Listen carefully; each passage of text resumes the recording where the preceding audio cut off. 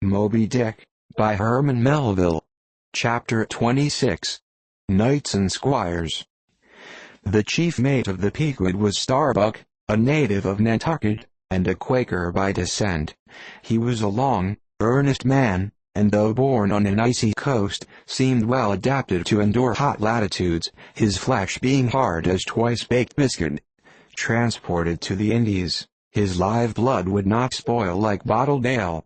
He must have been born in some time of general drought and famine, or upon one of those fast days for which his state is famous. Only some 30 arid summers had he seen. Those summers had dried up all his physical superfluousness. But this, his thinness, so to speak, seemed no more the token of wasting anxieties and cares than it seemed the indication of any bodily blight. It was merely the condensation of the man. He was by no means ill-looking. Quite the contrary.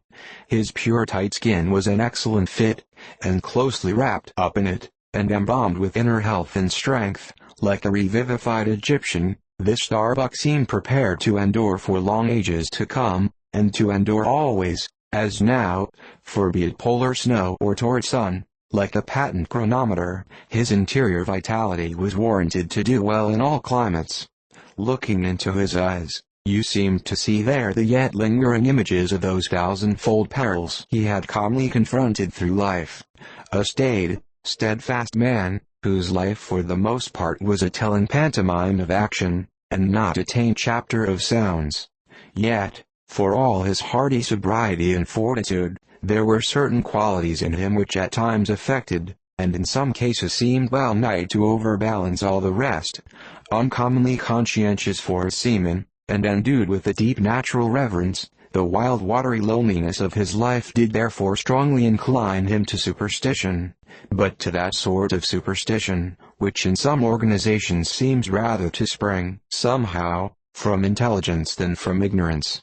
Outward portents and inward presentiments were his, and if at times these things bent the welded iron of his soul, much more did his far-away domestic memories of his young Cape wife and child tend to bend him still more from the original ruggedness of his nature, and open him still further to those latent influences which, in some honest-hearted men, restrain the gush of daredevil daring, so often evinced by others in the more perilous vicissitudes of the fishery. "I will have no man in my boat," said Starbuck, "who is not afraid of a whale." By this, he seemed to mean, not only that the most reliable and useful courage was that which arises from the fair estimation of the encountered peril, but that an utterly fearless man is a far more dangerous comrade than a coward.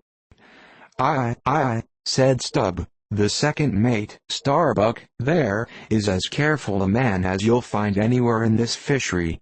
But we shall ere long see what the word careful precisely means when used by a man like Stubb, or almost any other whale hunter." Starbuck was no crusader after perils. In him courage was not a sentiment, but a thing simply useful to him, and always at hand upon all mortally practical occasions. Besides, he thought, perhaps, that in this business of whaling, courage was one of the great staple outfits of the ship, like her beef and her bread, and not to be foolishly wasted. Wherefore he had no fancy for lowering for whales after sundown, nor for persisting in fighting a fish that too much persisted in fighting him. "For," thought Starbuck, "I am here in this critical ocean to kill whales for my living, and not to be killed by them for theirs," and that hundreds of men had been so killed Starbuck well knew. What doom was his own father's? Where, in the bottomless deeps, could he find the torn limbs of his brother?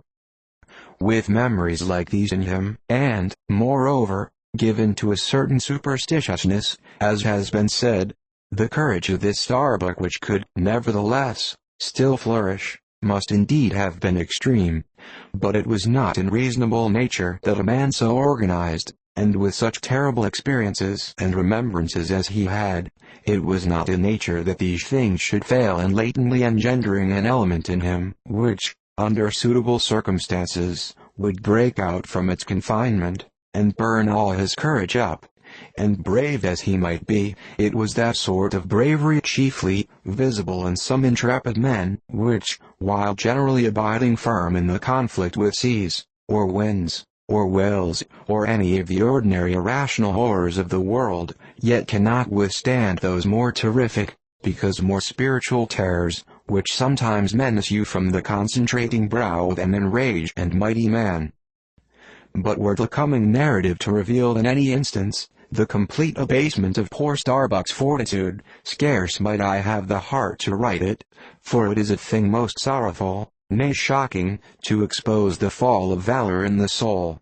Men may seem detestable as joint stock companies and nations, knaves, fools, and murderers there may be, men may have mean and meager faces, but man, in the ideal, is so noble and so sparkling, such a grand and glowing creature, that over any ignominious blemish in him all his fellows should run to throw their costliest robes. That immaculate manliness we feel within ourselves, so far within us, that it remains intact though all the outer character seem gone, bleeds with keenest anguish at the ungreat spectacle of a valor-ruined man. Nor can piety itself, at such a shameful sight, completely stifle her upbraidings against the permitting stars. But this august dignity I treat of, is not the dignity of kings and robes, but that abounding dignity which has no robed investiture. Thou shalt see it shining in the arm that wields a pick or drives a spike.